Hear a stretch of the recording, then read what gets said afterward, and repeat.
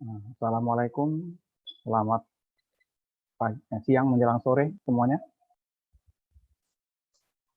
Sore Pak. Pak. Sore Pak. Hari ini sudah ada 8 ya yang hadir ya. Kita di absen ada 17. Oke, sekarang udah nambah lagi 10.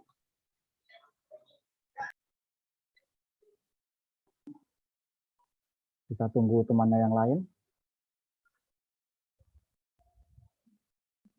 Ya, sambil menunggu, saya akan bacakan tata tertib perkuliahan kita di semester genap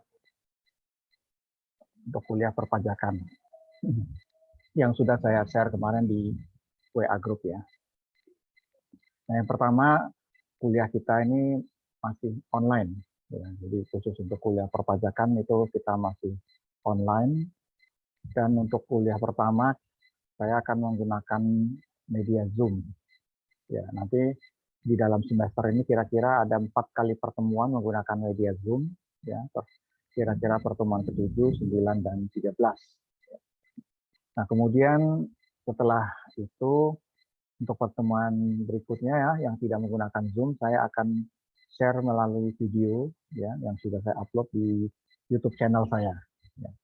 Nah, untuk itu saya berharap tiap mahasiswa di sini wajib subscribe ya di YouTube channel saya yang sudah saya share di WA Group.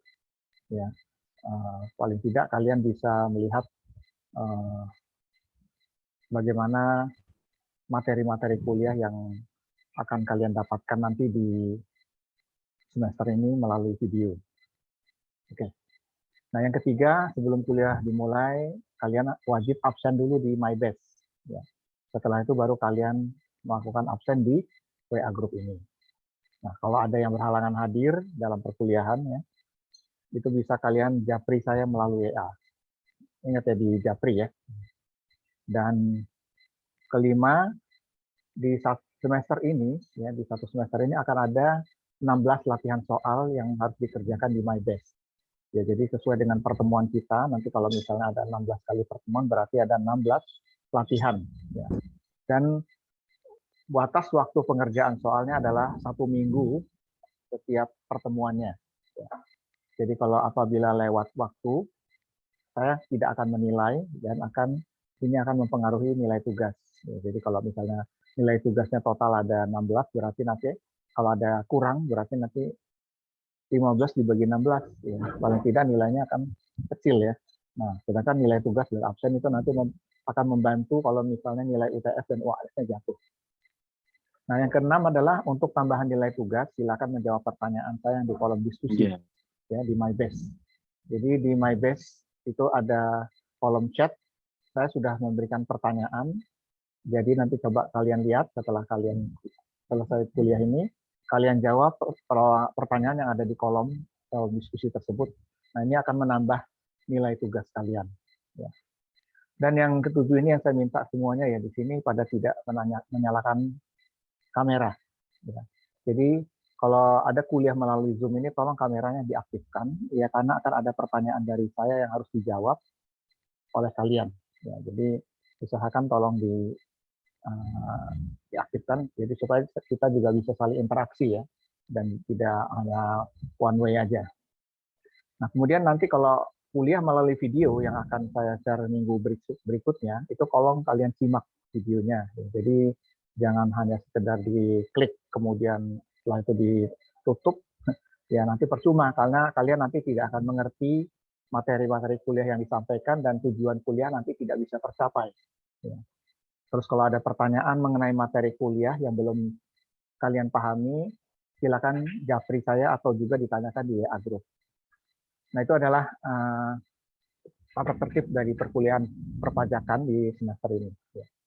Nah, sebelumnya saya masuk ke materi ya, saya mungkin akan melakukan perkenalan dulu dengan kalian. Ya. Saya akan perkenalkan dulu dari saya. Ya. Ini adalah biodata saya. Ya, sebentar.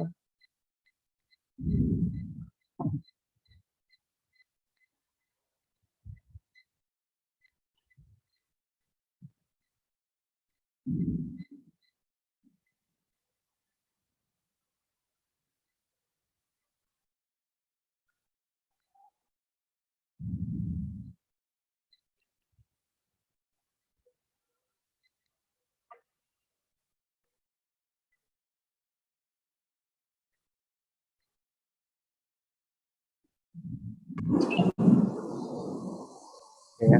Yang sudah hadir ada 15, berarti ada 2 ya yang tidak masuk hari ini. Ya. Jadi di semester ini saya akan mengajar materi perpajakan. Ya. Ini adalah nama saya. Ya. Oke, nah ini adalah data saya ya. Saya lulusan dari Fakultas Ekonomi UI tahun 1995 ya, sudah lama. Kemudian saya melanjutkan S2 di Sekolah Bisnis di IPMI International Business School. Tahun 2013 saya selesai. Kemudian saat ini saya memegang sertifikasi Chartered Accountant ya, jadi semacam akuntan berpraktek.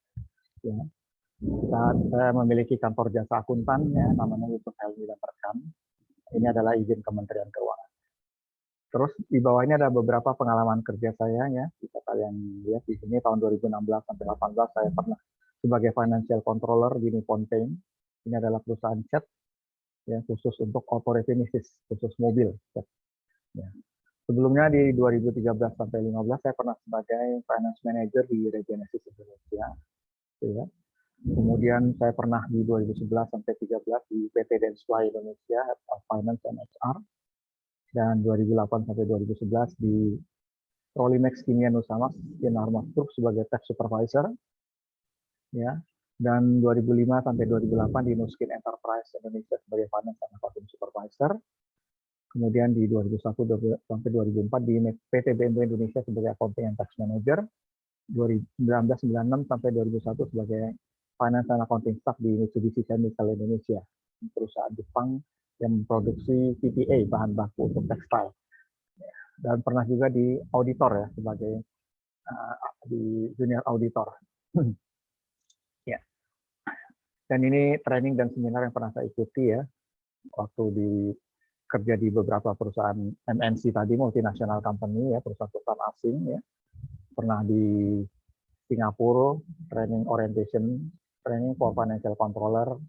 Kemudian waktu di Densfly itu saya pernah conference ya, semacam meeting untuk financial controller Densfly Asia ya, di Singapura. Di Hong Kong juga ada mid-year review meeting, ya. Ada budget meeting di Hong Kong tahun 2011. Nah, waktu itu ada juga meeting preparation for setup AX training ya, untuk sistem Microsoft AX Dynamics ya. Karena saat itu kita menggunakan Hyperion system di perusahaan. Dan juga di Densfly Asia juga pernah melakukan HR meeting ya, karena saya waktu itu sebagai Head of Finance dan HR ya, di Hong Kong ya.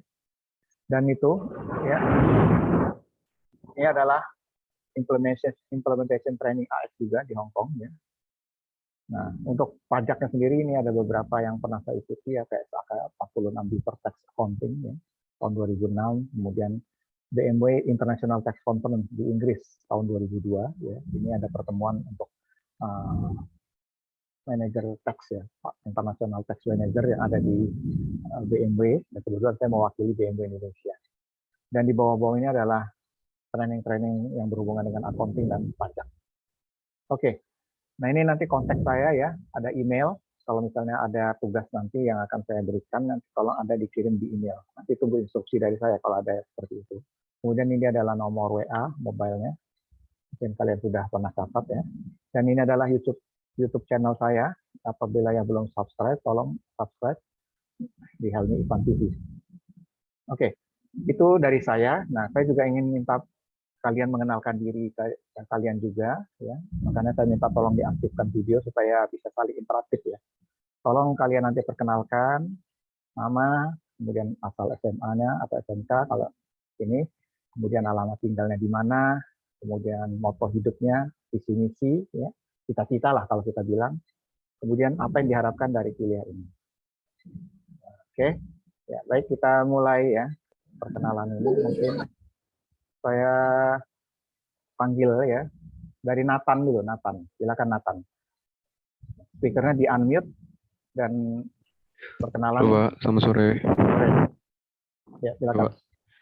Nama saya Jonas Niko Nathaniel, panggilan saya Nathan.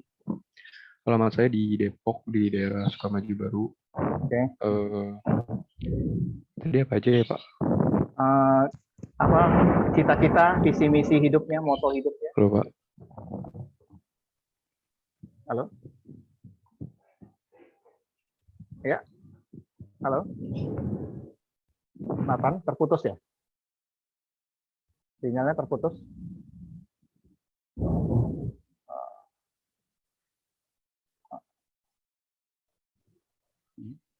Halo Pak. Halo, ya.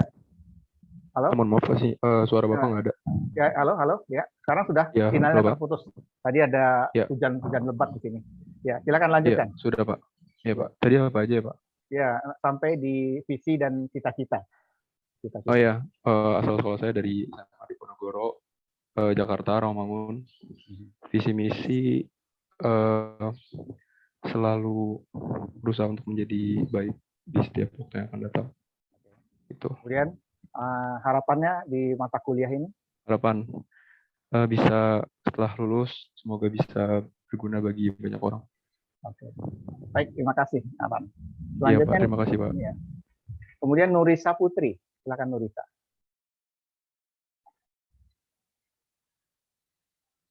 Nurisa, ada? Halo Pak, Assalamualaikum warahmatullahi wabarakatuh. Waalaikumsalam. Perkenalkan, nama saya Nurisa Putri. Saya dari Sukabumi, Pelabuhan Ratu. Moto ya Pak? Alamat tinggal nih. Oh ya, tinggalnya di Sukabumi ya. Oh iya, Sukabumi, Pelabuhan Ratu. Di alamat Oke. ini. Iya. Kemudian moto hidup, cita-cita. Moto hidup.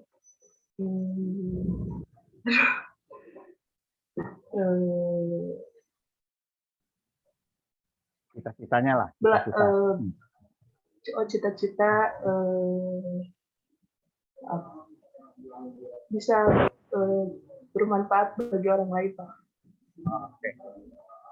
Kemudian harapannya terhadap kuliah ini. Oke. Harapannya dengan kuliah ini. Halo.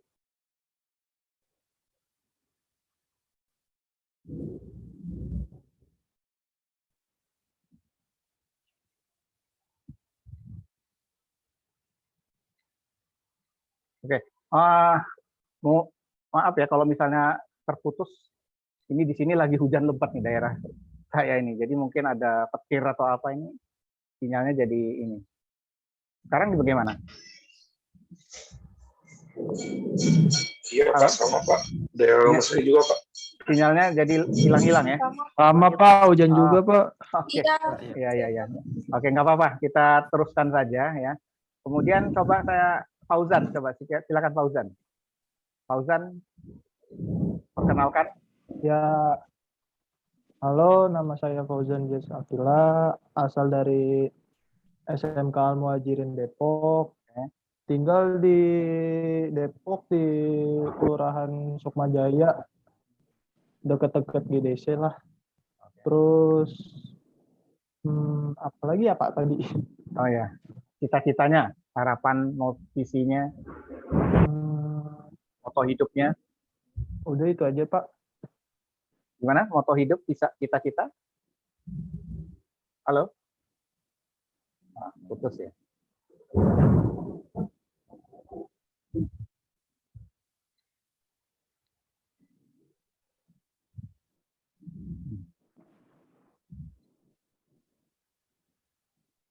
Halo? Suara saya terdengar? Dengar Pak. Oke, sempat putus ya. Nah, ya. Tadi Iya, Pak, masih betul, belum selesai. Tadi Sampai Bapak nyampe mana dengarnya? sampai cita-citanya gimana? Oh, cita-citanya ingin menjadi lebih baik dah. Kemudian, Terus harapan di perkuliahan ini? harapannya sih dapat ilmu yang lebih banyak lagi. Oh, okay. Baik, makasih. Coba Sila sekarang. Iya, Sila Adin, ya. Sekarang Sila Adinda Putri. Silakan Sila.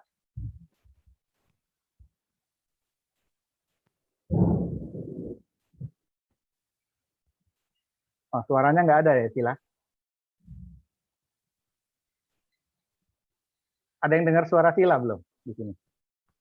Enggak kedengeran Nggak kedengeran? suaranya. Oh ya, Nggak coba. ada Pak. Coba Dengar, Pak. Dengar. Ah, dengar ya? Coba diulang lagi. Iya. Udah kedengeran belum, Pak? Ah, ya udah. Sekarang udah. Silakan diteruskan. Nama saya Seladina Putri, Pak. Tinggalnya di Depok, Sukamaju. Cita-citanya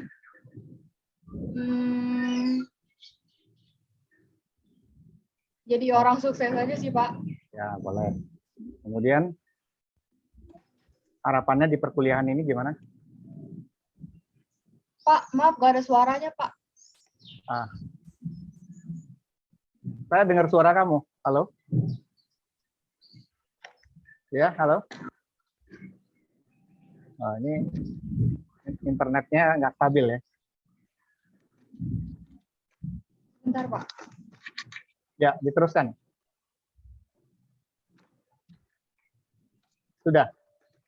Udah, Pak. Sampai di mana tadi? Udah sampai cita-cita, Pak. Sekarang sampai di harapannya di perkuliahan ini. Semoga kedepannya bisa ngikutin lebih baik lagi, Pak. Oh ya. Oke. Terima kasih. Ya ini karena hujannya lebat sekali ya. Sinyalnya jadi terganggu ya kita ya. Ya, Petir juga, Pak. petir juga ya. Banyak petir juga, Iya, Pak. petir. Sama Pak, sama. Iya. Dia bikin kaget, Pak. Gimana resiko? Ya putus-putus jadinya kita jadinya. Resiko online ya, Pak. Online ya begini ya jadinya. Banget, Pak. Iya. Lebat sekali memang. Ya udah gini aja, kalau memang terputus nanti sambung aja lagi gitu ya. Yang jelas kasih tahu aja kalau putus di chat aja ya, di chat ya. Kalian kasih di chat kalau misalnya suara saya hilang di chat gitu aja. Jadi nanti biar ini lagi ya. Gimana? Oke? Halo? Hilang lagi ya? Halo? Halo?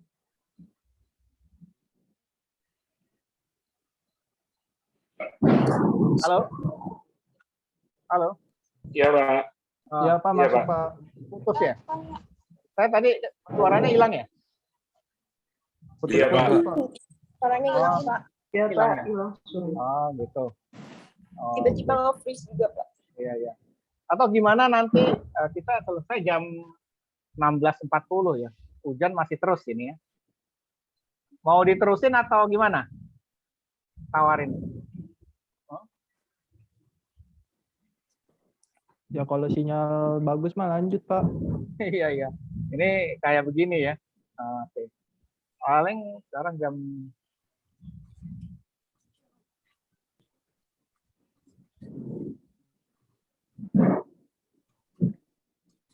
baiklah. Kalau misalnya tempat terputus nanti kalian chat aja ya di sini ya, di kolom chat ya. Halo?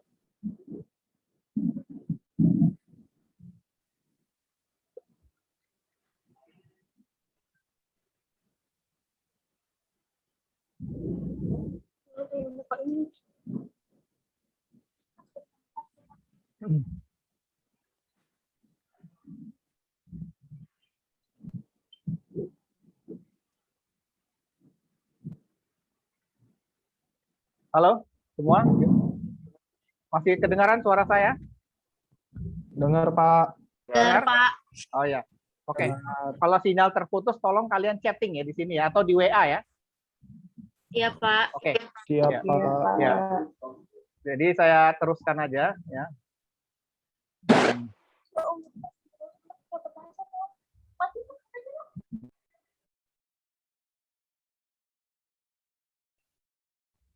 Ya. Saya langsung masuk aja ke materi ya. Jadi untuk dasar-dasar perpajakan ini, yang pertemuan pertama ini, saya akan mengisi mengenai bagaimana sebenarnya yang dimaksud dengan pajak dan apa fungsi pajak ya. Ini nanti akan kalian lihat di sini. Nah, jadi untuk melihat bagaimana perpajakan di Indonesia, ya, itu kalian harus melihat dari sisi yang namanya APBN atau Anggaran Pendapatan Belanja Negara. Ya. Di situ kalian harus melihat dari sisi APBN itu ada namanya sisi kiri itu pendapatan, sisi kanan itu pengeluaran. Ya. Nah, di situ harus kalian lihat ya bagaimana pendapatan negara kita seperti apa, kemudian pengeluarannya seperti apa. Ya. Nah, di situ yang akan kita pelajari. Ya. Nah, sekarang kita lihat bagaimana realisasi penerimaan pajak kita dari tahun 2014 sampai 2018. Ya. Jadi kalau kita lihat di grafik ini ya, di sini ada namanya yang kuning ini target. Ya. Ini 2014 target kita adalah 1 triliun 72 miliar. Kemudian di 2015 1,2 triliun, di 2016 naik 1,3, kemudian di 2017 1,28, di 2018 itu naik lagi 1,4. Jadi kecenderungannya target kita itu selalu meningkat setiap tahunnya. Ya. Bagaimana dengan realisasinya? Nah, ini adalah realisasi pajak, artinya apakah pajak kita akan terpenuhi atau tidak targetnya. Ya, di sini kalau kalian perhatikan selalu kita di bawah daripada target. Ya, misalnya di tahun 2015 kita targetnya 1,2 M, tapi di realisasinya itu adalah 1,06 M triliun ya, sorry. Nah, jadi di bawah realisasinya, selalu di bawah. Dan itu pun sampai sekarang dari tahun 2019 ya.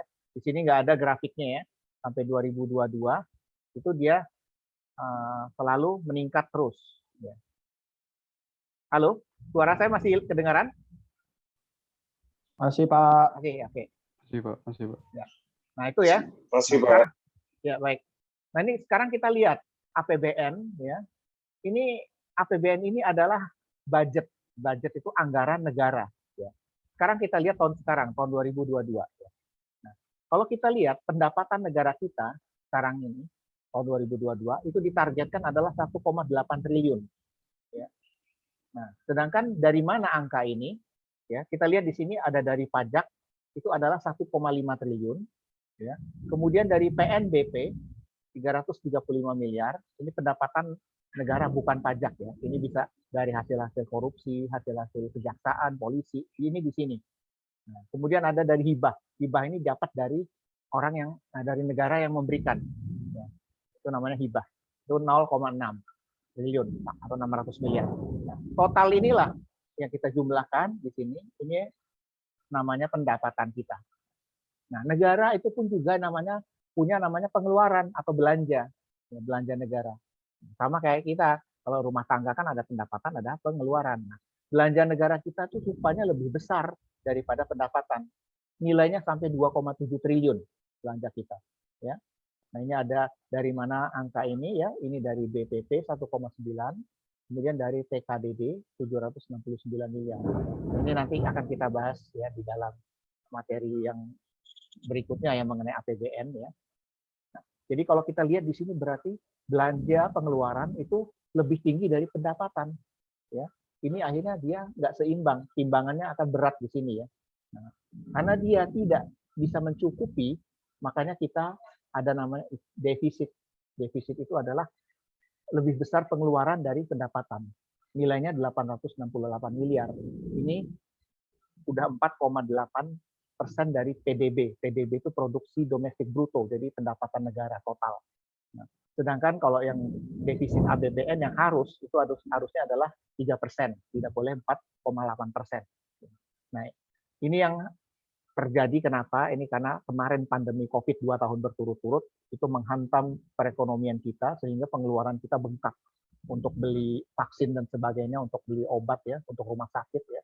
Akhirnya belanja kita lebih gede daripada pendapatan kita. Nah, waktu ngebikin asumsi dasar APBN ini ya, itu pertumbuhan ekonomi kita asumsinya 5,2%, ya, inflasinya 3%. Ya. Inflasi itu kenaikan harga ya. Kemudian nilai tukar kurs mata uang ya, $1 14.350. Nah, coba sekarang kurs kita udah berapa? 14.500 ya. Nah, tingkat suku bunga 6,8%. Ini kita saksikan di sini bahwa memang asumsinya seperti ini ya. Nah, sedangkan ini adalah sasaran dan indikator pembangunan tahun 2022. Jadi pemerintah menargetkan tingkat pengangguran kita hanya di angka sini, 5,5% sampai 6,3%. Jadi jangan lebih, karena nanti akan banyak kriminalitas kalau banyak yang menganggur. Nah, kemiskinan juga dia di 8,5% sampai 9%. Kemudian Gini rasio di 0,376 sampai 0,378. Nah, Gini rasio ini adalah rasio orang miskin dan orang kaya. Makin tinggi rasionya berarti banyak orang miskin. Ini harus dijaga, jangan sampai lebih. Nah, yang lain-lain ini adalah nilai tukar ya, nilai tukar petani. Saya baca dulu. Suara masih ada sekarang? Suara saya masih ada? Pak. Oh, Masih. ya. Masih. Oke. Nah, ini selanjutnya. Kenapa tidak tercapai target pajak kita? Ya, ini yang menyebabkan. Ya. Jadi banyak orang Indonesia. Ya, jadi ini kita anggap ini jumlah penduduk Indonesia. Itu hampir 257 juta. Ya.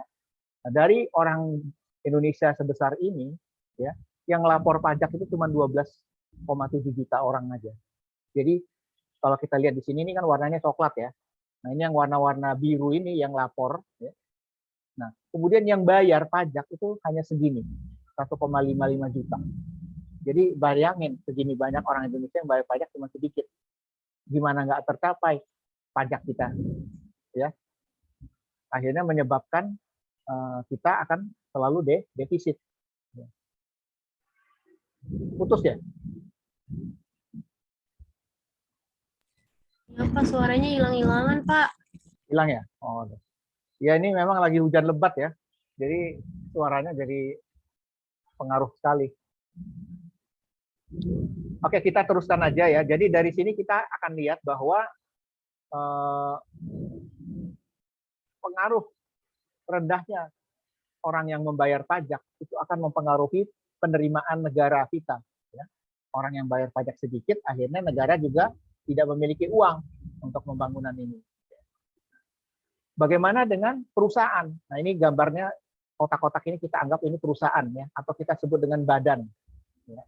Nah, makanya disebut dengan WP badan, wajib pajak badan. Perusahaan yang terdaftar sebagai wajib pajak itu adalah 2,6 juta ya, yang terdaftar. Tetapi dari yang mendaftar ini, yang melapor itu hanya 699.000 orang. Jadi bayangin dari 2 juta hanya segini yang lapor. Dan yang 400.000-nya itu yang bayar pajak perusahaannya. Jadi berarti sangat rendah ya tingkat penerimaan kita, sangat rendah tingkat penerimaan pajak kita. Ya. Nah, ini kondisinya seperti itu. Nah, itulah yang menyebabkan penerimaan pajak selalu lebih sedikit ya daripada pengeluaran. Nah, jadi kalau kita lihat di sini ya, kalau dilihat tahun 2016 ya, pajak kita targetnya adalah 1,3 triliun ya. Ini 2 juta doang aja yang bayar pajak dari jumlah segini ya. Berarti kan masih banyak orang yang belum. Dari 2 juta orang kita bisa mendapatkan pajak sekian. Coba kalau misalnya makin banyak orang, lebih dari 2 juta, pasti nilainya akan lebih besar dari ini. Ya. Nah, ini kondisinya seperti ini yang terjadi. Ya. Nah, sekarang saya akan menanyakan ke kalian. Ya. Ini ada gambar, ya, ada orang duduk di sini. Ya, ini ada orang mengayuh sepeda. Ada yang bisa bercerita nggak? Ini apa? Apa yang dimaksud dengan free rider di sini? Coba, Fauzan bisa jelaskan? Enggak, Pak. Enggak. Oke. Elizabeth, Enggak, Pak. iya. Coba Elizabeth Eltus. Apa itu maksudnya free rider? Ini ada orang duduk di sini, terus ada yang ngayuh. Apa maksudnya? Coba siapa yang bisa? Silakan. Saya mau jawab Pak. Ya, siapa? Pak Hira, Kariha. Pak Reza. Ya, silakan. Mohon saya dulu, Pak. Ya. Oh, Elizabeth, Ya. Ya, Pak. silakan. Kalau menurut saya, Pak, orang atau pihak yang memanfaatkan suatu barang, Ya. tapi tidak berkontribusi dalam penyediaan suatu barang tersebut. Ya. Ya, itu oke ya. Dapat Ya. gitu Ya, aja. Itu oke. Nah, jadi sebenarnya maksudnya di sini adalah kalau kita ambil bahasa gampangnya, ini penumpang gelap free rider. Kenapa kita maksudkan seperti itu? Ini orang ini numpang, enak-enakan dia tidur, ya, yang lain kerja keras. Nah, itu sama aja dengan pajak. Jadi di negara kita ini ya, itu ada orang, ini namanya free rider ya, itu menikmati fasilitas. Jadi dia nikmatin bayar listrik enggak, dia menikmati jalan, menikmati sekolah, semuanya gratis, tapi dia tidak nyumbang pajak. Jadi dia hanya menikmati dari semua yang ada di negara ini. Dan itu banyak di negara kita. Ya. Padahal negara ini butuh uang untuk membuat itu semua. Butuh uang untuk membuat jalan, ya, untuk membuat rumah sakit, membuat sekolah. Ya. Nah, jadi free rider ini yang harus diberantas. Jadi dia disebut penumpang gelap namanya. Ya. Dia menumpang untuk menikmati, tapi tidak pernah nyetor uang ke kas negara. Padahal kas negara ini adalah APBN kita yang tadi saya jelaskan, anggaran untuk pendapatan negara kita. Ya. Makanya kita ganti kalau kalian sudah bekerja, jangan jadi free rider, ya. Tetap kalian harus bayar pajak. Ya. Nggak boleh kalian nanti hanya menikmati dapat uang dari perusahaan, terus kalian pas dipotong nggak mau, ya itu juga nggak boleh seperti itu. Karena kalian butuh itu untuk orang-orang lain. Ya. Oke, nah sekarang saya mau menjelaskan mengenai Undang-Undang Reformasi Perpajakan. Kalian sudah tahu bahwa pajak tidak tercapai, target selalu tidak pernah tercapai, karena orang-orang pada nggak mau bayar pajak. Akhirnya pemerintah ya, di tahun ini mengeluarkan undang-undang, namanya Undang-Undang HPP, Harmonisasi Peraturan Perpajakan. Jadi ini semacam reformasi pajak. Nah, di dalam undang-undang reformasi pajak ini nanti bakalan nggak ada lagi orang-orang yang nggak bayar pajak karena akan dicecer sama pemerintah. Ya. Ya. Kenapa? Karena pemerintah nanti memiliki data semuanya. Ya. Jadi kalau orang yang memiliki data hartanya banyak, memiliki uang yang banyak, ya, itu nanti akan diincer sama petugas pajak. Ya. Sekarang aja kan kalian sudah sering, apalagi lagi berita yang tren sekarang ini, Crazy Rich, ya, Salman, apa namanya, Deddy Salmanan, ya, sama Indra Kents, ya. Nah, itu pamer-pamer harta mereka, ya, istilahnya flexing, ya. Nah, itu kalau udah ketahuan sama orang pajak, nah ini harus bayar pajak ini, lapor nggak dia, gitu. Ya. Makanya nggak boleh sembarangan, karena semua di dalam dunia digital sekarang ini orang itu ketahuan, dia punya apa ketahuan, ya. Nah, itulah makanya di dalam Undang-Undang Reformasi Perpajakan ini, ya, nanti pajak itu makin kuat, nih, basis pajak itu kuat dan makin merata. Ya. Jadi nanti kalau misalnya kalian nanti mulai ini diwajibkan untuk lapor pajak, itu nanti kalian harus lapor, ya, karena nanti kalau kalian tidak lapor, nanti kalian akan dikirimin surat ataupun didatengin sama orang pajak. Ya. Nah, kenapa reformasi pajak ini perlu? Ya, karena pajak itu nanti dipakai untuk menuju pajak yang adil, sehat, efektif, dan akuntabel.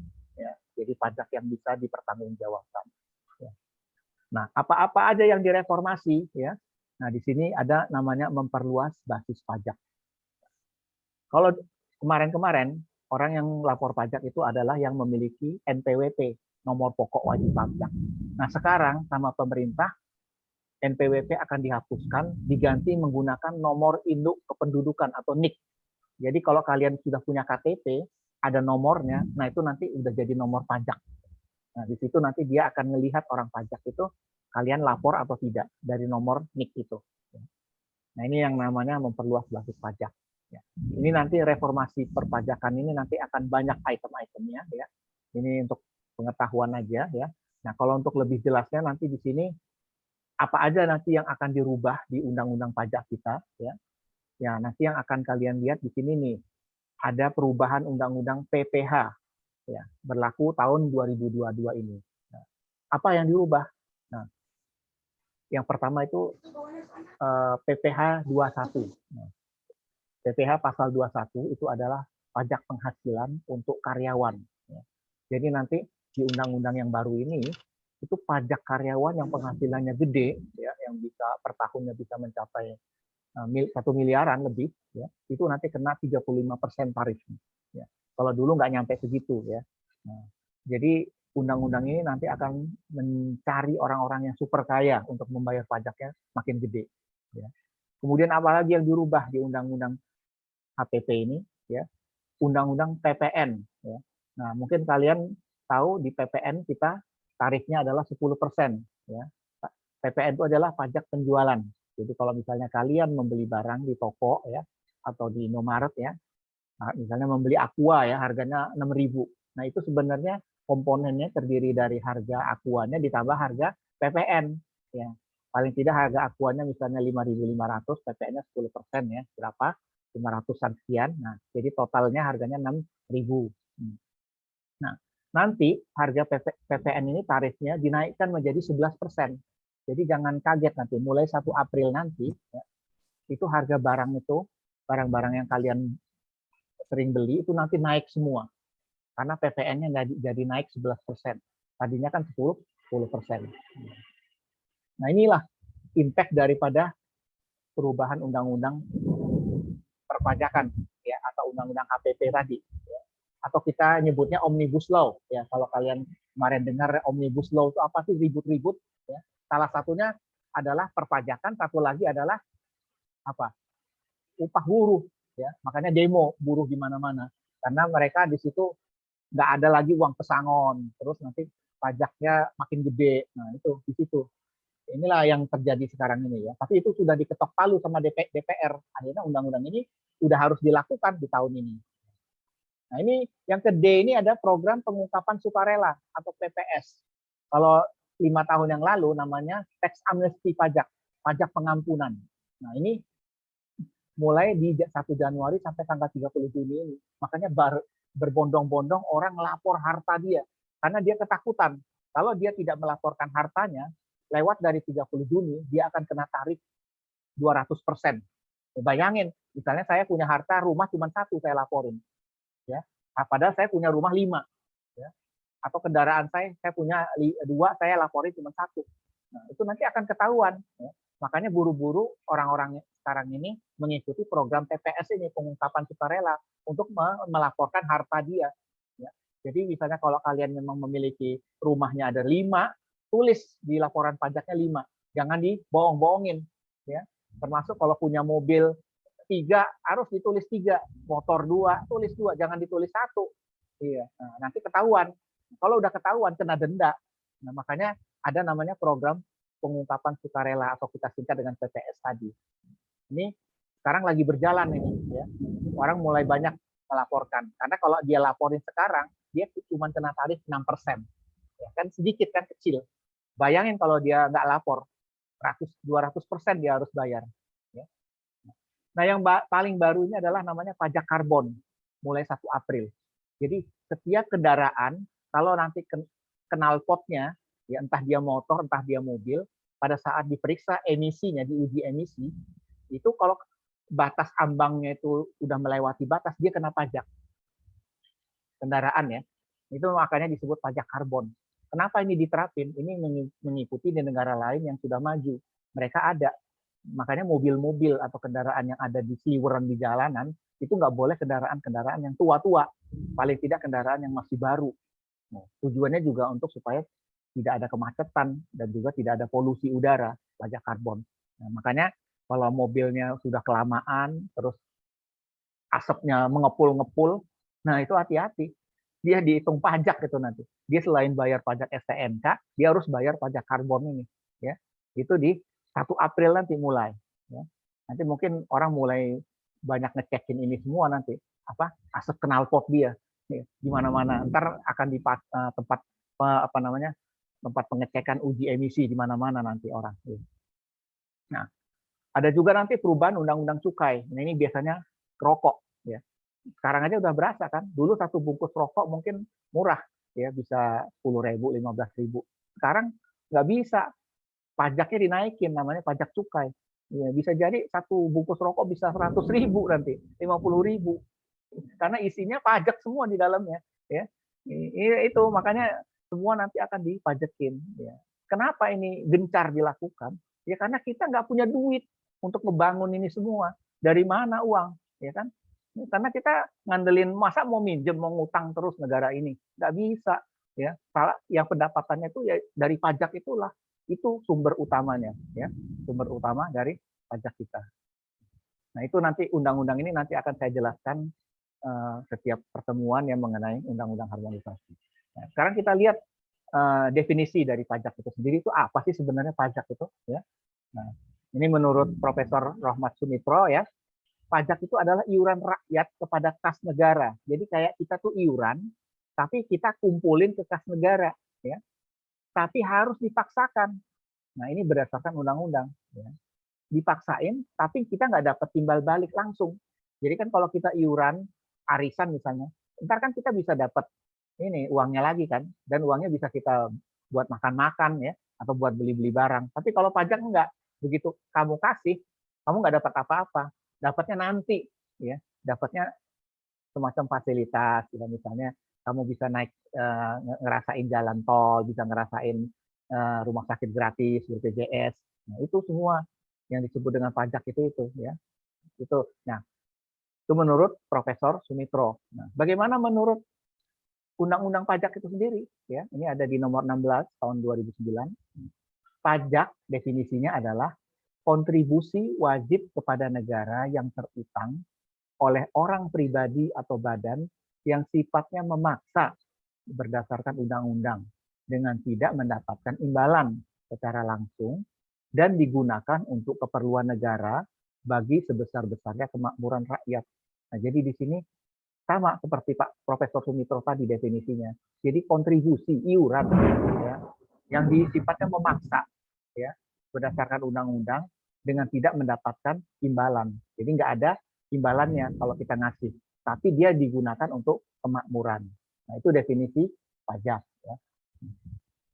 Nah, unsur-unsur pajak itu ya ada iuran, ada pungutan, nah, itu semua yang ngatur undang-undang. Ya. Jadi unsur-unsur pajak ini nggak bisa kita pertentangkan ya, karena undang-undang menyebutkan ada di situ. Ya. Nah, ini nanti bisa kalian lihat ya. Nah, kemudian pajak harus dipaksa ya. Nah, itu tadi ya. Selain dia harus berupa iuran, harus dipaksakan ya. Kemudian tidak menerima atau memperoleh kontraprestasi. Jadi pajak itu nggak ada imbalannya. Ya. Jadi kalau kalian kasih uang ke negara, kalian nungguin dapat uang lagi nggak mungkin. Ya. Paling dapatnya itu nanti dalam bentuk yaitu kemakmuran, kesejahteraan gitu ya. Nah, itu. Kemudian nanti pengeluarannya adalah untuk jalan, sekolah, rumah sakit. Nah, itu yang disebut dengan pajak. Ya. Nah, sekarang kalau kalian bandingkan apa bedanya pajak, ada bedanya retribusi dan bedanya sumbangan. Ya. Nah, kalau pajak itu kan manfaatnya tidak langsung. Ya. Jadi kalau kalian kasih uang ke negara, manfaatnya entar belum kerasa. Bagaimana kalau retribusi? Ya, misalnya ini contoh kayak retribusi parkir motor ya, itu namanya retribusi. Ya. Ada manfaat nggak? Ada manfaatnya. Ya motor kalian kalau diparkirin di suatu tempat kemudian kalian bayar pasti aman kan? Nggak ada yang maling kan motornya. Ya itu retribusi, manfaatnya langsung. Nah, bagaimana dengan sumbangan? Nah ini sumbangan misalnya kayak kotak amal gitu. Nah, ini manfaatnya langsung nggak sama orangnya? Langsung kan? Orangnya nerima sumbangan dia senang ya kan dapat sumbangan, dapat donasi ya donasi. Terus kalau pajak penerimaan manfaatnya diketahui nggak orangnya yang dikasih? Enggak kan negara kan kita ngasih uang ke negara. Jadi yang menerima juga nggak tahu kan. Nah, jadi nggak ada yang tahu manfaatnya. Nah, tapi kalau retribusi kita kasih ke tukang parkir, dia tahu kan bahwa kita ngasih uangnya ke dia, ya itu penerimanya diketahui. Nah, bagaimana dengan sumbangan? Ya, penerimanya tahu nggak? Kalau kita ngasih ke kotak atau ke orang-orang yang ada di pinggir jalan tuh kita kasih sumbangan, ya menerima tahu kan dia, nah, makanya penerimanya diketahui. Terus kalau pajak gimana? Itu diperuntukkan bagi kepentingan umum dan dipaksakan oleh hukum, benar ya kan dia dilindungi undang-undang pajak tadi. Jadi dia untuk orang banyak terus harus dipaksakan. Kalau retribusi sama, dia juga untuk orang banyak kan retribusi kan, ya juga ada undang-undangnya. Jadi orang punya parkir itu juga ada undang-undang parkir, nggak sembarangan orang narik uang untuk parkir. Nah kalau sumbangan ya, dia diperuntukkan bagi kepentingan penerima, ya, dan sifatnya suka rela. Jadi kalau kita ngasih orang ke pengemis, ya kan untuk dia kan, ya. Terus kan kita suka rela mau ngasih dia kan, nggak perlu mau berapa dia nggak nentuin kan si pengemisnya kan, tergantung kita yang mau ngasih. Nah ini perbedaan dari pajak, retribusi dan sumbangan, ya. Nah ini sejarah pemungutan pajak ya. Nah ini kalian bisa baca sendiri ya. Sejarah pajak ini banyak lah kalau kalian sering nonton film-film ya. Ya misalnya film zaman dulu ya. Kalau kita di Indonesia ada namanya Kerajaan Majapahit, ada Kerajaan Sriwijaya. Nah di situ kan rakyatnya kan disuruh kerja keras kan, suruh macul, suruh kerja di sawah. Terus kemudian di kebun-kebunnya dia harus motongin pohon-pohon pisang. Nah itu kan terus dibawa kepada rajanya, upeti. Ya kalau kita lihat itu namanya upeti. Ya. Nah upeti inilah cikal bakal dari pajak. Ya. Jadi kalau rakyatnya sudah memberikan upeti itu berarti dia upah dari rakyat kepada rajanya. Nah ini sama di negara-negara yang Romawi, ya entah dia zaman Julius Caesar, ya itu dia seperti itu, ya dia memberikan upeti kepada rajanya, ya di Spanyol seperti itu, ya ini di Indonesia nih zaman Majapahit, ya. Ini bisa kalian baca mengenai sejarah pemungutan pajak, ya seperti itu. Suara saya masih terdengar?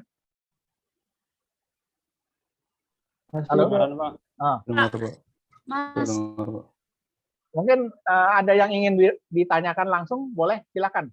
Ada yang mau tanya?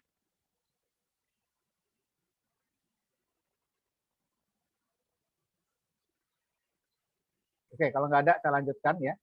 Nah, ini adalah fungsi dari pajak. Ya. Jadi kalau kalian tahu ya, itu ada 4 fungsi. Ya. Yang pertama namanya fungsi budgeter, ya. Kemudian yang kedua fungsi reguleran, dan ketiga adalah fungsi stabilitas, dan keempat adalah fungsi redistribusi. Apa itu fungsi-fungsi ini? Ya. Nah, kalau budgeter itu adalah fungsi anggaran atau budget. Ya. Jadi dia digunakan untuk memasukkan dana ya ke kas negara, fungsi itu. Ya, jadi yang seperti yang saya jelaskan di awal ada APBN tadi itu namanya fungsi budgeter. Ya. Jadi dia untuk mendapatkan penerimaan negara. Penerimaan negara ini nanti sebenarnya adalah fungsi dari pajak itu sendiri. Ya. Itu yang disebut dengan budgeter. Kalau yang kedua itu adalah fungsi reguleran, pengatur. Ya. Jadi pajak itu mengatur atau dia memiliki alat sebagai pengatur untuk tujuan tertentu. Ya. Di sini kita ambil contoh, ya. Pemerintah ingin membatasi minuman keras, makanya harga-harga minuman keras itu kan mahal-mahal. Ya. Kalau misalnya kalian pernah ngecek ya, harga minuman keras yang dari luar negeri impor itu kan harganya bisa jutaan kan, satu botol ya. Nah, itu yang ngatur siapa itu? Yaitu pajak tadi. Jadi pajak itu bisa berkali-kali lipat. Ya, supaya apa? Supaya orang nggak semuanya beli itu. Kalau misalnya minuman keras murah, semua orang bisa beli. Ya, makanya dibikinlah mahal pajak dengan cara dikasih pajak yang tinggi. Nah ini namanya fungsi pajak sebagai fungsi reguler tadi, reguleran. Jadi dia fungsinya mengatur supaya ada hal-hal yang tidak boleh dilakukan. Ya, itu contohnya reguleran. Fungsi ketiga apa? Ini adalah stabilitas. Jadi kalau stabilitas ini biasanya mengatur nilai tukar rupiah. Kan kadang-kadang rupiah kita kan naik, turun. Nah, itu bisa diatur dengan pajak. Ya. Gimana caranya? Ya. Nah itu tadi. Jadi pemerintah ini kan memiliki alat tukar, ya, namanya mata uang rupiah tadi. Nah, mata uang rupiah ini kan dia bisa digunakan untuk menjaga defisit anggaran. Ya.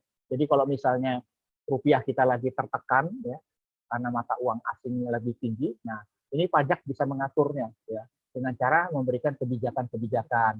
Ya. Contohnya kebijakan PPNBM, ya, itu adalah pajak penjualan barang mewah. Misalnya sekarang ini lagi perang ya, perang Soviet, Rusia dan Ukraina, ya, itu kan barang-barang mewah yang masuk ke Indonesia itu kan akhirnya agak berkurang, ya, karena kalau dia tidak membayar pajak yang tinggi ya nanti akan berpengaruh. Ya. Nah, ini adalah fungsi yang disebut dengan fungsi stabilitas. Nah, Kemudian fungsi berikutnya adalah fungsi redistribusi. Nah, jadi meratakan bagaimana apa namanya kesejahteraan rakyat. Ya. Jadi kalau misalnya uang pajak itu sudah dipegang oleh pemerintah, nah kemudian pemerintah tugasnya adalah memberikan uang pajak itu kepada rakyatnya dengan cara apa? Selain dengan fasilitas-fasilitas, nah itu dia ada namanya kayak bantuan sosial atau bansos, ya, memberikan apa namanya sembako dan sebagainya. Nah itu tadi uang-uang pajak itu yang dipakai tadi. Nah, jadi ini tujuannya juga pajak seperti itu, ya salah satu contohnya ya. Nah, BPJS ya, ya kalau misalnya kalian ke rumah sakit itu kan banyak, itu kan gratis semua kan, nggak bayar kan. Nah, itu dapatnya dibayar dari mana? Ya dari uang pajak. Uang pajaknya dari mana? APBN tadi ya. Itu adalah fungsi redistribusi tadi ya. Nah, sekarang kategori pajak ya. Jadi ada 3 kategorinya ya. Kita lihatnya yang pertama dari cara pembebanan, kemudian dari pemungut atau pengelolanya, kemudian dari sifatnya. Ya. Nah, apa itu cara pembebanannya? Nah, di sini kita harus melihat pajak itu ada yang langsung, ada yang tidak langsung. Langsung itu maksudnya apa? Dia itu pajak itu langsung ditanggung sendiri sama orangnya. Jadi misalnya kalau kalian nanti sudah kerja, sudah memiliki penghasilan, ya, sudah punya gaji, ya, nah, uang gaji itu langsung dipotong dari situ. Ya. Itu yang disebut dengan pajak langsung. Nah, pajak penghasilan ini nanti pajak PPh pasal 21 namanya, itu nanti memotong gaji itu terus kemudian jadilah pajak, ya, kemudian disetor ke negara. Itu yang disebut dengan langsung. Pajak bumi bangunan, ya, itu contohnya misalnya kalian punya tanah, punya rumah, ya harus bayar pajak, ya, bayar PBB namanya. Itu disebut dengan pajak langsung. Kalau yang tidak langsung yang seperti apa? Ya, jadi dia nggak dibebanin ke orang itu langsung, tapi lewat orang lain. Nah, makanya di sini contohnya pajak penjualan, ya, atau pajak pertambahan nilai atau PTN. Ya. Yaitu dia ada di harga barang. Ya.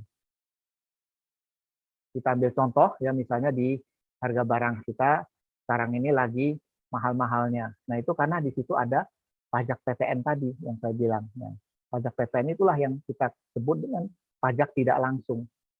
Karena dia dibebankan bukan ke kita, tapi oleh tokonya terhadap barangnya. Nah, tapi kitanya kena ya, sebenarnya. Jadi kitanya sebagai konsumen yang kena bayar, tapi tidak langsung, tapi lewat barang itu sendiri. Makanya disebut dengan pajak tidak langsung. Ya.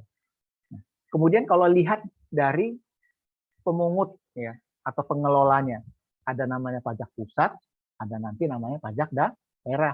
Nah, pajak pusat itu yang mengelola adalah pemerintah pusat. Pemerintah pusat itu siapa? Yaitu Kementerian Keuangan atau DJP namanya, Dirjen Pajak.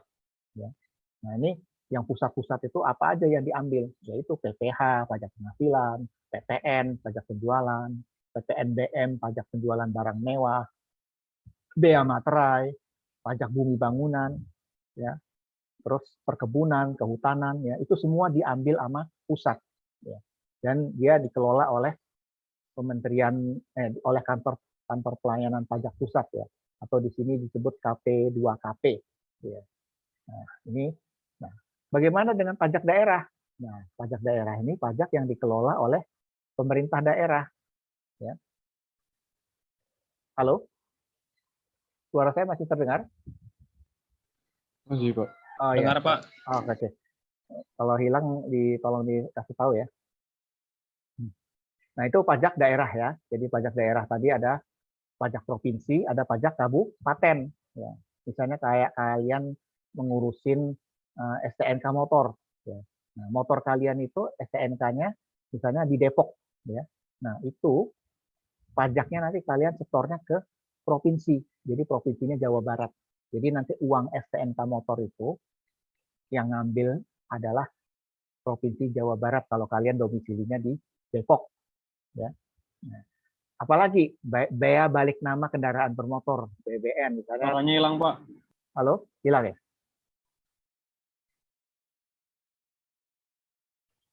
Halo, gimana suaranya? Putus?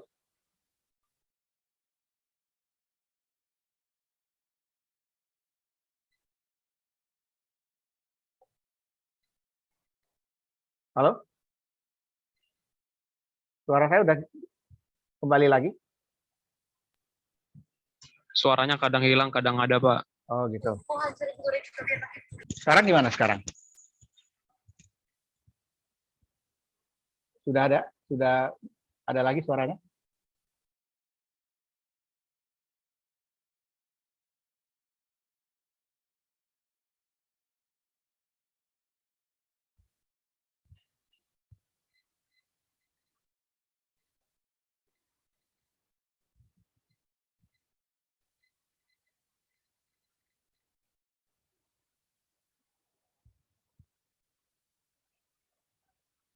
Halo?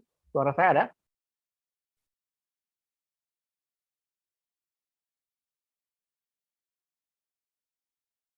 Halo?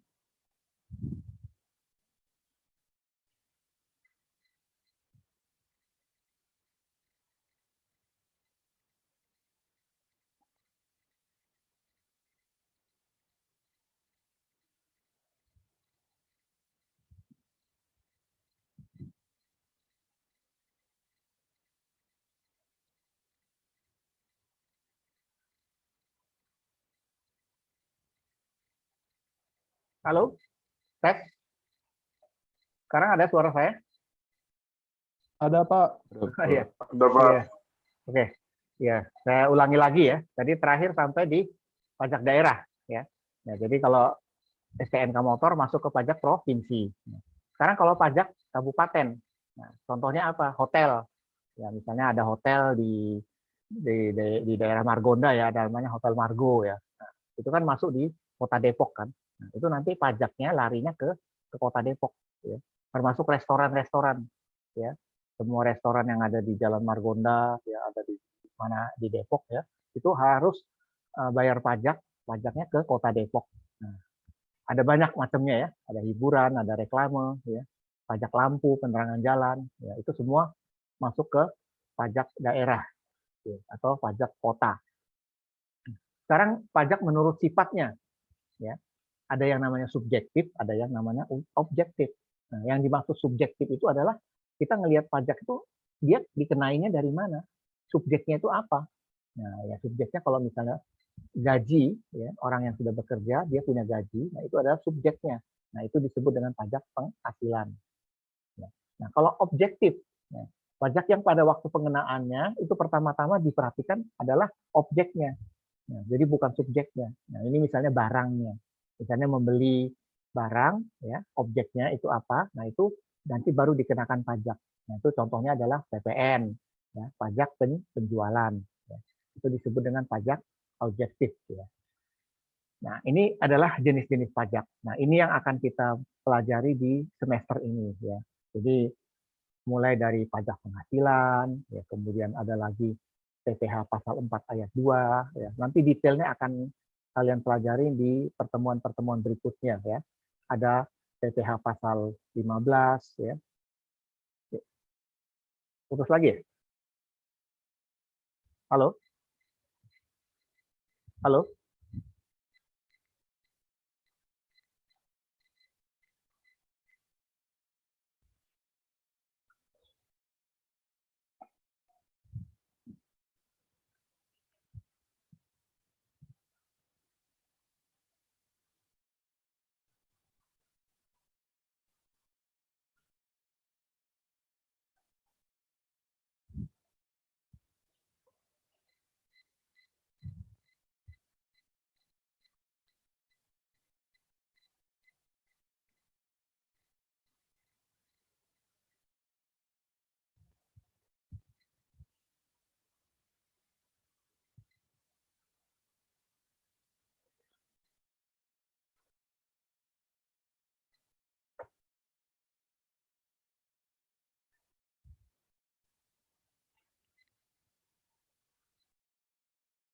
Tes? Suara saya udah ada lagi? Ada Pak. Ada, Pak. Putus, ya. Oke, saya tuntaskan aja ya. Jadi ini yang terakhir ya. Ini adalah jenis-jenis pajak ya yang nanti akan kita pelajari di semester ini ya. Ada PPh, ya, nanti ada PPh pasal 4 ayat 2, ada PPh pasal 15. Ini nanti detailnya akan kita jelaskan di pertemuan-pertemuan berikutnya ya. Ada PPh pasal 21 yang tentang gaji, ya. Ada PPh pasal 22 ini tentang impor barang, ya, baik oleh bendaharawan pemerintah ataupun oleh importir, ya. Kemudian nanti ada PPh pasal 23, ini adalah PPh mengenai jasa, ya. Jadi kalau misalnya ada yang mau sewa rental mobil, terus jasa konsultan, jasa lawyer, jasa notaris, ya, jasa dokter, itu dia dipotong pajak, namanya PPh pasal 23. Nah, ini ada PPh pasal 24, ini yang orang-orang yang kerja di luar negeri, ya, dia nanti akan dipotong pajak juga. Nah, maksudnya di PPh pasal 24. Nah, ada PPh pasal 25, ini nanti untuk perusahaan, ya, dia harus mengangsur pajak badannya, pajak perusahaannya, namanya PPh pasal 25. Nah, kemudian PPh pasal 26 ini adalah pajak penghasilan juga yang di luar negeri, ya. Baru nanti kita akan masuk ke PPN. PPN itu pajak pertambahan nilai, ya. Nah, ini yang nanti akan lebih detailnya kita pelajari setelah UTS, ya. PPN. Ada lagi PPNBM, pajak penjualan barang mewah, ya. Jadi ada barang-barang branded, ya. Halo? Halo? Putus nggak suaranya? Iya, Halo, Pak, halo. suaranya. Udah Ada? ada, Pak. Tadi putus.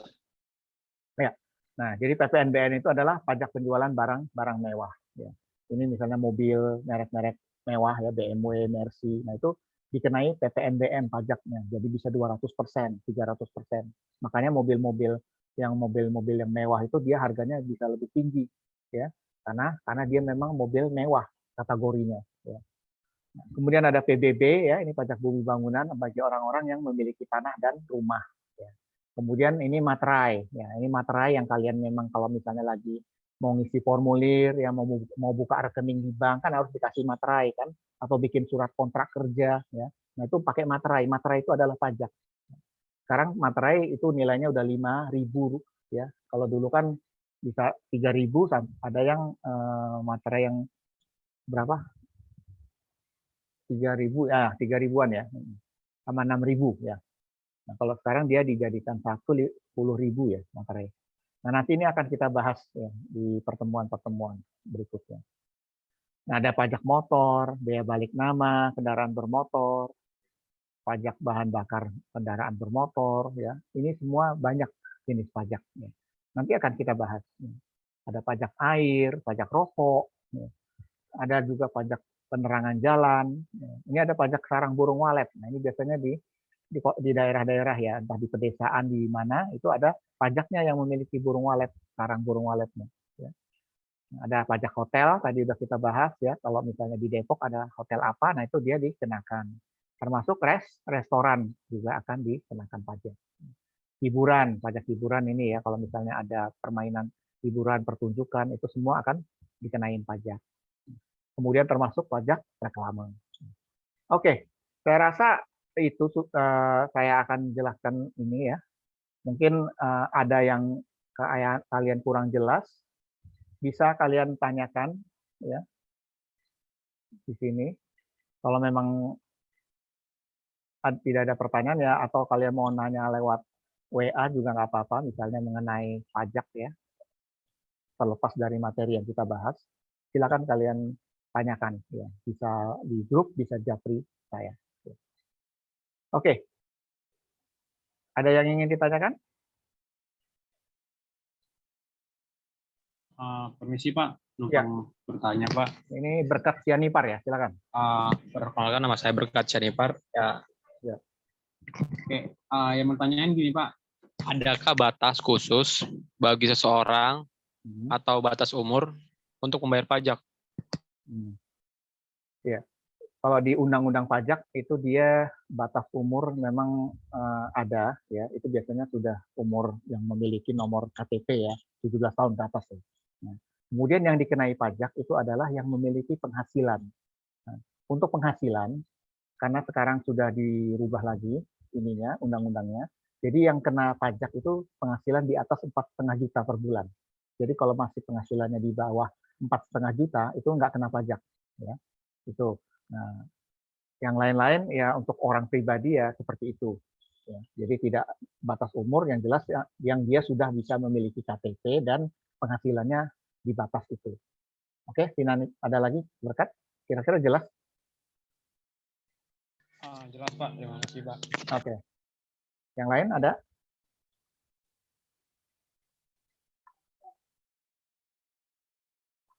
Baik, kalau tidak ada ya, saya silakan kalian masuk ke e-learning my best ya. Tolong jawab pertanyaan saya di kolom diskusi ya, ada pertanyaan ya, mungkin gampang jawabnya ya, masih ada hubungan dengan yang kita pelajari tadi ya. Kemudian kerjakan soal latihan ya yang ada di e-learning my best. Batas maksimal adalah 1 minggu ya. Lewat dari 1 minggu nggak akan saya nilai ya. Dan itu setiap pertemuan akan ada seperti itu. Dan itu adalah untuk nilai tugas kalian. Ya. Jadi semakin kalian rajin ngumpulin ya, nilainya nanti akan menambah atau mempengaruhi dari nilai lain ya. Karena untuk UTS dan UAS itu biasanya nilainya tidak diiniin oleh dosen tapi langsung oleh kampus. Ya. Baik, saya rasa itu saja. Mohon maaf ya kalau misalnya sinyal-sinyal terputus seperti ini ya karena kondisi lagi hujan lebat dan internetnya juga jadi tidak stabil seperti ini. Nah, nanti ini saya akan masukkan ke dalam YouTube video, jadi mungkin bisa jadi bahan referensi kalian juga. Ya, jadi kalau kalian suatu-suatu lupa, bisa setel ulang lagi ya, yang tadi saya omongin. Gitu. Saya rasa pertemuan Zoom pertama ini saya cukupkan sampai di sini. Ya. Untuk minggu depan, ya kalian akan menerima video. Ya. Tolong jangan video hanya kalian lihat sekilas-sekilas gitu, nggak. Kalau bisa kalian dengerin sama seperti ini juga ya, supaya tujuan kuliah kita tercapai. Jangan sampai kalian nggak ngerti apa-apa gitu kuliah pajak ya. Ya saya sih sebenarnya pengennya Zoom tiap minggu, cuman kan dari pihak kampus nanti membebani kuota mahasiswa katanya.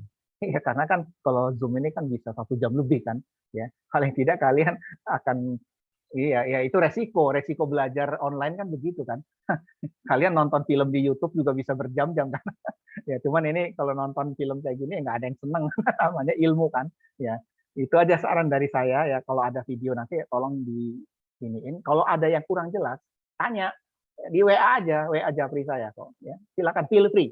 Ya saya sih terima mau masalah apapun, entah mengenai kantor kalau kalian yang udah kerja ya, atau masalah-masalah yang pajak ya, jangan yang lain-lain. Jadi kalau ada hal-hal yang kalian kurang paham, tanya ke saya. Nggak usah takut-takut kok. Ya. Sayang kalau ilmu itu hanya sebatas ngedapetin nilai. Kalau nilai ini aja, kalau nilai dapat aja gampang sih sebenarnya. Iya, cuman kan ngapain kita dapat nilai tapi kita nggak ngerti apa-apa kan. Ntar kalau kalian udah kerja nanti bengong sendiri, apa sih pajak, nggak tahu apa-apa kan. Ditanya orang bengong sendiri. Nah, ngapain kan, rugi kan. Iya. Lebih baik mumpung saya di semester ini ngajar, ya tanya aja ya, nggak usah malu-malu ya. Gitu. Oke, saya rasa itu aja semuanya ya. Mudah-mudahan bisa mengerti ya. Saya tutup kuliah hari ini ya. Semoga semua bisa mendapatkan ilmu dari saya. Terima kasih ya. Assalamualaikum. Terima kasih Pak. Waalaikumsalam. Terima kasih Pak. Waalaikumsalam Pak. Makasih Pak. Mari sama-sama ya. Saya live ya. Oke.